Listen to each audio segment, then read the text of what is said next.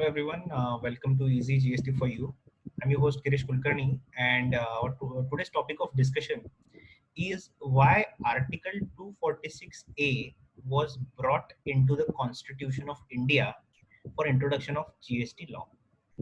Now, we all are aware that there was this 101st Amendment to the Constitution, which was passed through a legislation in the year 2016. तो 2016 में ये जो भी law पास किया गया था उसमें काफी सारे आर्टिकल्स जो एग्जिस्टिंग कॉन्स्टिट्यूशन में थे उनको अमेंड किया गया था और इसी के साथ साथ कुछ नए आर्टिकल्स भी इंसर्ट किए गए थे for the levy of goods and services tax act. तो जीएसटी लॉ के अंडर जितने भी अलग अलग एक्ट्स है, CGST act, SGST acts, integrated GST act compensation का, तो अलग अलग एक्ट्स की लेवी को वैलिडेट करने के लिए ये सारे अमेंडमेंट्स किए गए थे in the original constitution through the constitution first 101st amendment act 2016। तो उसमें आर्टिकल 246 के बाद आर्टिकल्स 246 ए इंसर्ट किया गया था। तो हम लोग आज के वीडियो में इसका पर्पस क्या था ये जानने की कोशिश करके असेस करेंगे। तो let's see what 246A says to assess that why it was inserted. तो उसमें कहते हैं कि notwithstanding anything contained in Article 246 and 254 of Parliament and subject to Clause 2, the legislature of every state have power to make laws with respect to goods and services tax imposed by the union or by the state. ये था first clause of 246A। तो ये कहता है कि यहाँ पे जो पावर्स है that is irrespective of the powers which are there in article 246 and 254। इसमें क्या कहा गया है कि parliament and every state legislature दोनों को भी ये पावर्स दी गई है to make laws with respect of goods and services. ये था उसका मेन फर्स्ट क्लॉज। और दूसरे क्लॉज में क्या वो बोला गया है कि parliament has exclusive power to make laws with respect of goods and service tax where the supply of goods और सर्विसेज और both takes place in the course of interstate trade और कॉमर्स। ये तो बात समझ में आती है इजीली दोस्तों कि अगर इंटरस्टेट केस है सप्लाई ऑफ गुड्स सर्विसेज या बोथ का, तो it is the central government which is collecting the taxes. It is a different story that those taxes are getting distributed between the union government and the state governments. It is a different this thing, but the power to levy the taxes are with the central government, parliament. Okay, तो ये तो बात समझ में आती है।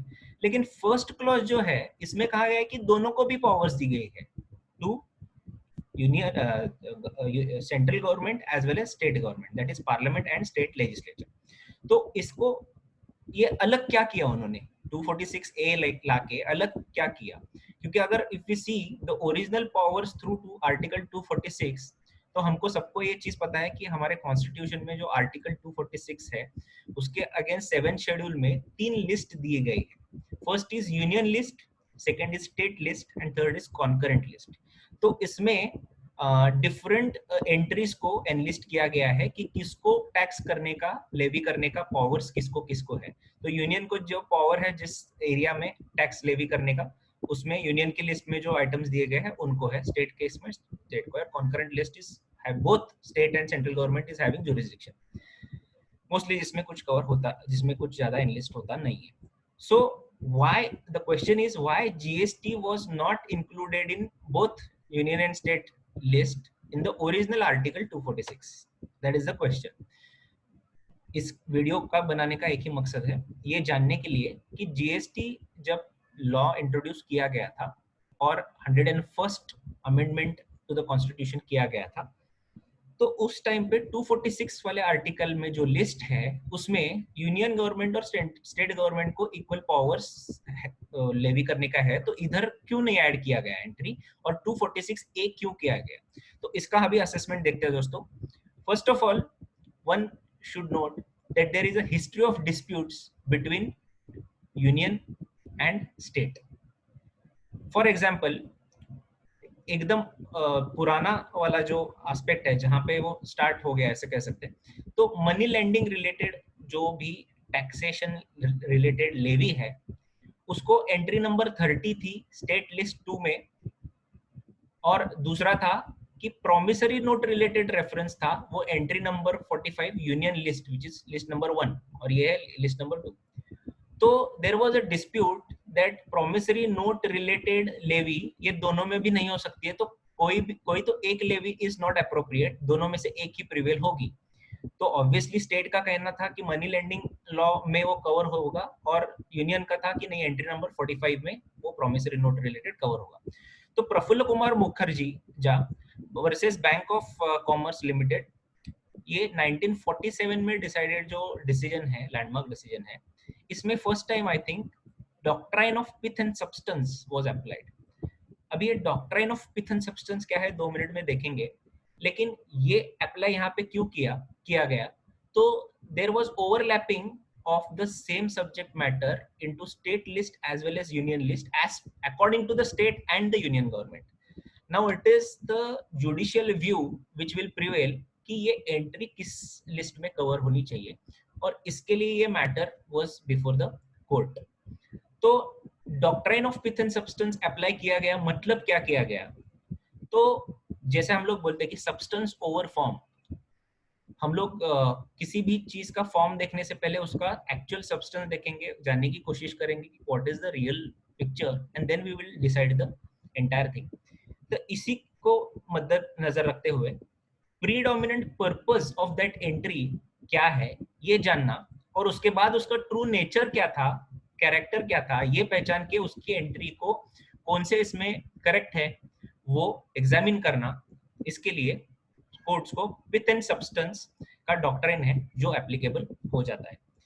अभी अगर ये इंक्रोचमेंट है लिस्ट 1 और लिस्ट 2 का, मतलब union list and state list का, तो if it is a incidental encroachment तो ठीक है, it would not fail the levy. But अगर इररिकंसिलिएबल है, मतलब इतने ज्यादा हद तक उसमें डिस्प्यूट है कि बताना मुश्किल है कि सेंट्रल विल प्रिवेल या स्टेट विल प्रिवेल, तो वहां पे central legislation will always prevail. तो ये था ओवरऑल उसका नतीजा। इसके रिलेटेड हम लोग कुछ केस लॉज भी देखेंगे, but the entire jurisprudence which was drawn out of all these scenarios, ये यही था कि अगर इसमें इरिवर्सिबल इररिकंसाइलेबल अगर डिफरेंस होता है यूनियन एंड स्टेट गवर्नमेंट में कि किसने उस पर टैक्स लेवी करना चाहिए, तो always central government will have a upper hand as far as the final conclusion is concerned।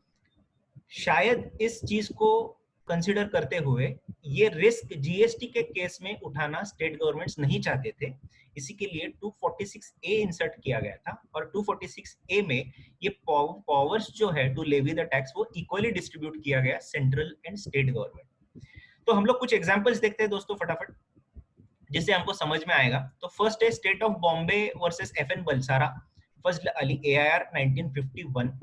तो उसमें पोजेशन एंड सेल ये वर्डिंग था फॉर स्टेट लिस्ट नंबर 2 जो लिस्ट है उसमें entry number 31।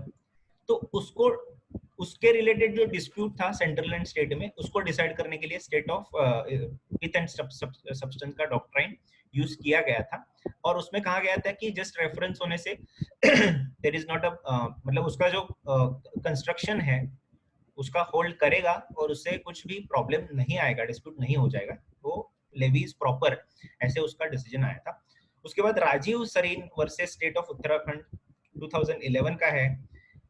As and when there is a challenge to the legislative competence, मतलब जो भी एंट्री है वो इम्प्रॉपर है, ऐसा इम्प्यून्ड है, ऐसे अगर कोई भी आता है, तो courts will try to ascertain the pith and substance of such enactment on scrutiny of the act in question.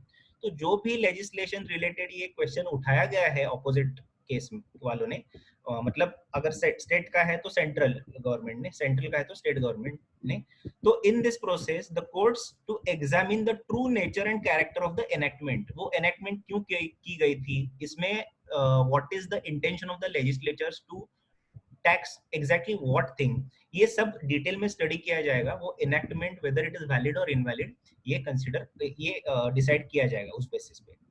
उसके बाद Subramanian Chettiar versus Muthuswamy, this is 1940 decision.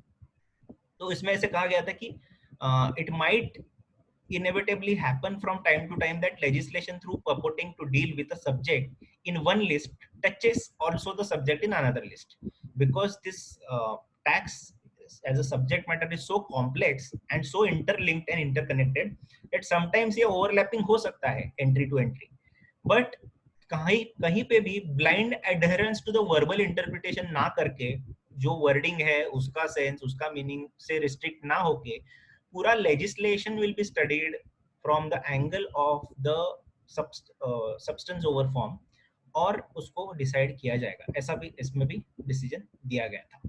उसके बाद ये तो काफी लैंडमार्किंग डिसीजन है. Income tax basically wealth tax related है. Union of India versus Harbhajan Singh Dhillon 1971. तो इसमें भी रेफरेंस था एग्रीकल्चरल लैंड के टैक्सेशन के पर्पस के लिए, जो वेल्थ टैक्स में कवर किया गया था.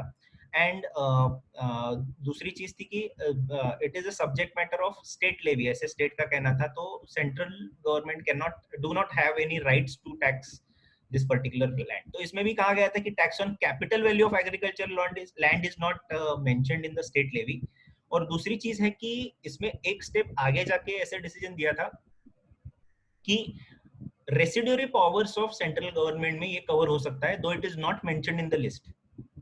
So it's not beyond the power of union government legislatures कि रेसिड्यूरी राइट्स का इस्तेमाल करके still it can be tax. ऐसे उसमें डिसीजन दिया था.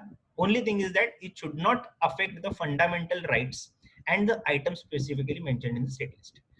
So this is also very landmark decision, HS Dhillon, Harbhajan Singh Dhillon versus union of India. तो इस सब को कंसीडर करके दोस्तों एक चीज समझ में आई थी कि there was a risk which was assessed by the state governments in continuing with the article 246 original article. इसीलिए 246 ए लाया गया था. क्विकली देखेंगे 246 ए में क्या कहा गया है वापस एक बार. Notwithstanding anything contained in Article 246 and 254, Parliament and subject to Clause 2, the legislative state of every state have power to make laws with respect of goods and service tax imposed by the union and state government. To Article 246 का समझ में आया कि there was a risk which was associated with 246. उसको mitigate करने के लिए ये किया गया था. उसके बाद explanation to 246A देखेंगे. 246A देख ही रहे तो उसके साथ एक्सप्लेनेशन भी है. उसमें कहा गया कि provisions of this article shall in respect of goods and services tax referred to clause 5 of articles 279A take effect from the date recommended by the GST council. अभी ये क्लॉज 5 में क्या कवर होता है, तो पेट्रोलियम प्रोडक्ट्स होते हैं. तो इसी में कॉन्स्टिट्यूशन में ही ये प्रोविजन है कि petroleum crude, high speed diesel HSD जिसको हम लोग बोलते हैं डीजल, या मोटर स्पिरिट पेट्रोल जिसको बोलते हैं हम लोग, natural gas and ATF aviation turbine fuel, इनको जब बाद में at a later date when the council will recommend, उसके बाद में इनेक्ट किया जाएगा और उसको जीएसटी के अंडर लाया जाएगा. तो that was the explanation to 246A. I hope this video helps you in assessing, the interpretation of 246A and the thought process behind 246A of the Constitutional Amendment Act, 101st Act 2016. और इसी के साथ साथ मैं आपको एक appeal करता हूँ, if you really like the video, hit the like button and also subscribe to our channel Easy GST for you to get latest updates on GST. Thank you so much. Have a nice time.